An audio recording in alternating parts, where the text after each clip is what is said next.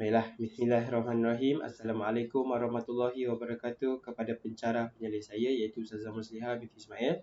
Baiklah, hari ini saya akan membentangkan inovasi digital yang telah saya buat. Saya sendiri Muhammad Lumah Hakim bin Jalaluddin daripada PISNP PI 5619. Okey, jadi tanpa berlengah masa, kita teruskan dengan inovasi saya. Okey. Jadi ini adalah tajuk inovasi saya iaitu bersimen dan itamen. Jadi inovasi ini adalah penggunaan kaedah mnemonik. Jadi tajuk yang telah kami ambil ialah rukun solat dalam bidang ibadah tahun 1. Okey, jadi pengenalan. Okey, jadi mnemonik ni. Mnemonik ni adalah satu hafalan ataupun satu kaedah hafalan yang efektif dan berkesan. Jadi itu adalah menurut Basir Zahrom tahun 2008. Jadi ia merupakan mnemonik ni juga ia adalah merupakan peranti memori yang dapat membantu murid mengingat lebih banyak maklumat, terutamanya dalam bentuk senarai seperti ciri, angka, peringkat, bahagian, fasa dan lain-lain. Jadi ini adalah menurut Melissa Kelly. Yang mana mnemonik ini dia adalah satu alat memori lah, bukan alat maujud yang dapat membantu murid untuk menghafal perkara yang panjang. Seperti mana kita dapat tengok contoh yang di sebelah, itu yang saya ambil daripada kimia lah. Jadi ini adalah salah satu kaedah mnemonik yang mana kita dapat tengok cara menghafalnya mengikut urutan. Dia ada penceritaan dia. Jadi dengan adanya kaedah yang mengikut contoh yang telah saya tunjukkan, ia dapat membantu murid mengingat sesuatu fakta mengikut urutan yang secara menyeronokkan dan mudah. Okey, jadi apa dia rasional inovasi kami? Okey, jadi yang pertama, menurut Muhammad Firdaus tahun 2018, didapati beberapa orang murid yang tidak menghafal rukun solat menyebabkan mereka bosan semasa melakukan solat. Okey, jadi di sini mengikut kajian ni, murid yang tidak menghafal rukun solat menyebabkan ibadah solat mereka terganggu. Maknanya mereka berasa bosan untuk melakukan solat. Okey, seterusnya, menurut Nazira tahun 2019, murid masih lagi bermasalah dalam menghafal rukun solat dengan kaedah hafalan biasa. Okey, maknanya dekat sini, bila kita menggunakan kaedah hafalan biasa, maknanya menggunakan istilah-istilah dalam solat, seperti niat, takbiratul ihram, sujud, duduk antara sujud. Mungkin ada beberapa orang murid yang beranggapan bahawa benda itu adalah terlalu panjang. Bila dia terlalu panjang, jadi murid pun bermasalah dalam menghafal rukun solat kerana beberapa istilah yang hampir sama. Okey, jadi penyataan masalah. Alright. Murid tidak dapat menjelaskan rukun solat. Yang kedua, murid tidak dapat menyenaraikan rukun solat mengikut urutan yang betul. Dan yang ketiga, murid tidak dapat membandingkan rukun dan sunat ketika solat. Jadi di sini berdasarkan penyataan masalah ini, terdapat masalah-masalah yang mana murid masih lagi tidak dapat menjelaskan rukun solat ataupun menyatakan rukun solat mengikut urutan yang tertentu. Okey. Jadi berdasarkan masalah tadi, jadi wujudlah inovasi yang mana berobjektif untuk membantu murid menjelaskan rukun solat. Maknanya bila murid tu dia tahu rukun solat tu, dia dapat menjelaskan semula apa dia rukun solat. Okey. Dan seterusnya, memudahkan murid untuk mengenal pasti rukun solat mengikut urutan.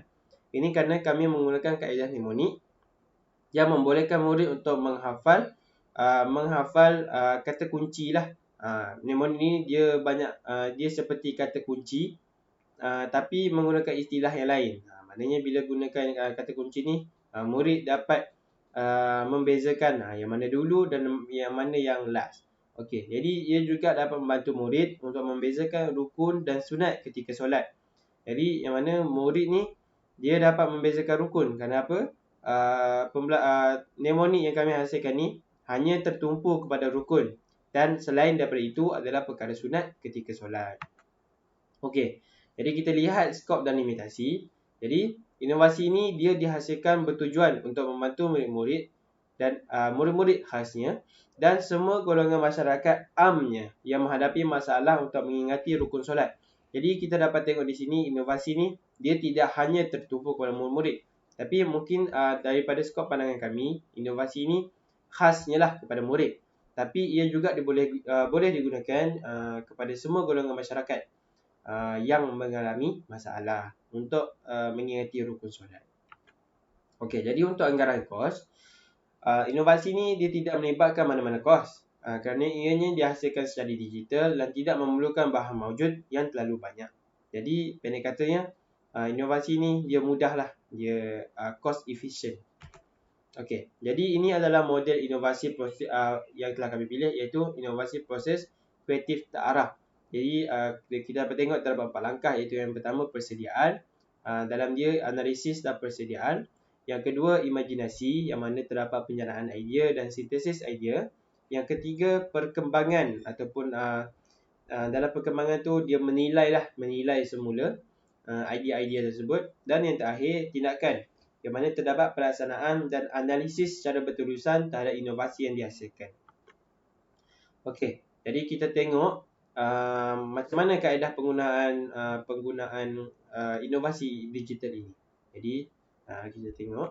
Alright. Jadi yang pertama, guru-guru dia sudah pasti dia akan menjelaskan terlebih dahulu senarai-senarai rukun solat. Okey, jadi kita tengok rukun solat ni dia ada 13. Okey, bila kita tengok dia ada 13 ni, sudah pasti nampak macam terlalu panjang, betul?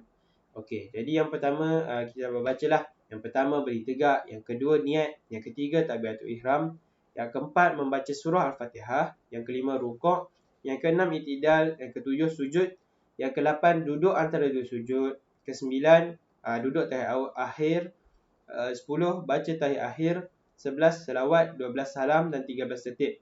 Jadi di sini bila selepas guru menjelaskan ataupun menunjukkan rukun solat ni, jadi nampak di sini dia terlalu panjang. Okey. Jadi daripada kita tengok perkara yang terlalu panjang tersebut, jadi terdapat satu kaedah yang lebih mudah dan menyenangkan untuk tidak lupa rukun solat. Sebab bila kita tengok pada slide tadi, sudah pasti ada murid mungkin kita yang sudah dewasa dapat nampak rukun solat ni secara tersusun, tapi mungkin murid yang baru belajar secara teori macam ni, belajar di dalam kelas. Jadi ada di antara istilah-istilah tersebut mereka tak tahu. Contohnya istilah baru bagi mereka takbiratul ihram. Mungkin. Yang kedua rukuk, i'tidal. Dan juga ada istilah-istilah yang hampir sama seperti duduk antara dua sujud dan duduk tahiyat akhir. Jadi kaedah yang lebih mudah dan menyeronokkan kepada murid lah sebab dia menggunakan kaedah mnemonik. Jadi kita tengok pula inovasi kaedah mnemonik kami. Okey, jadi jika kita tengok di sebelah kanan, ni dia adalah rukun-rukun solat yang panjang tadi. Okey, jadi bila kita tengok rukun-rukun solat ni yang panjang, kita ubah dia menjadi mnemonik. Okey, jadi mnemonik yang telah kami hasilkan iaitu dalam bentuk penceritaan yang berkaitan dengan hero-hero yang rapatlah dengan murid. Okey, jadi di sini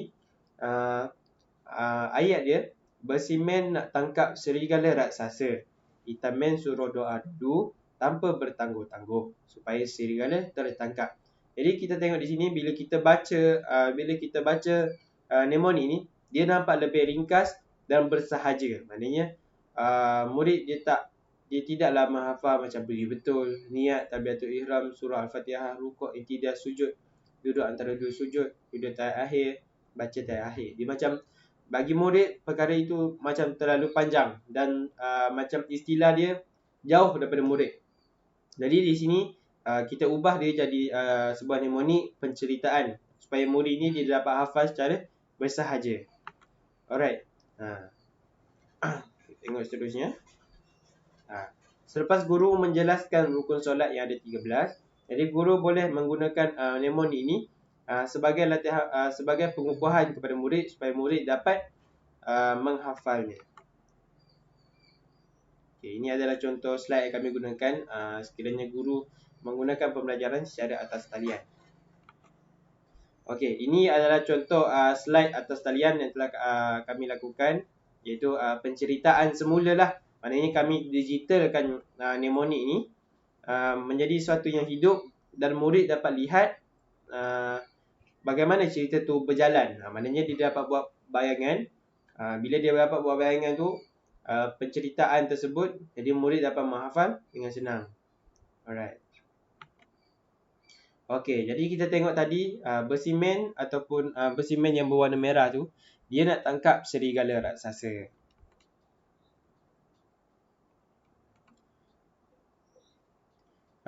Jadi datang Itamen dia suruh doa dulu tanpa bertangguh-tangguh. Jadi murid di sini dia akan nampaklah Itamen ni dia mengangkat tangan menyuruh doa. Maknanya dia mengajak bersimen ni untuk berdoa. Jadi doa tanpa bertangguh-tangguh supaya serigala tertangkap. Jadi di sini daripada 3 slide sahaja, murid dapat menghafal rukun-rukun solat yang panjang tersebut secara bersahaja.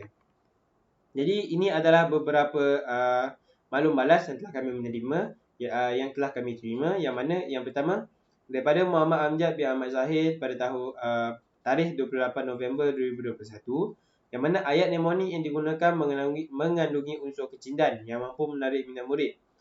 Jadi di sini maklum balas yang kami terima, maknanya dia mengandungi unsur kecindan. Seterusnya daripada Muhammad Ashraf bin Shahabuddin, juga pada tarikh yang sama, iaitu jalan cerita yang dirasakan sangat menarik. Jadi dia secara tidak langsung dapat mempelajari rukun solat dengan lebih mendalam.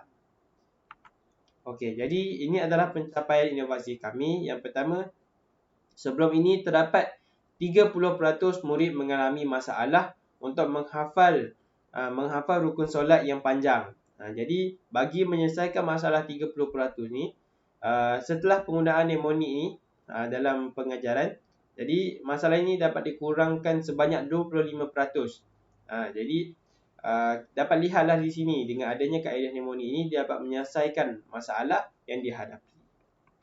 Jadi itu sahaja inovasi saya. Sekian wabillahi taufiq wal hidayah. Assalamualaikum warahmatullahi wabarakatuh.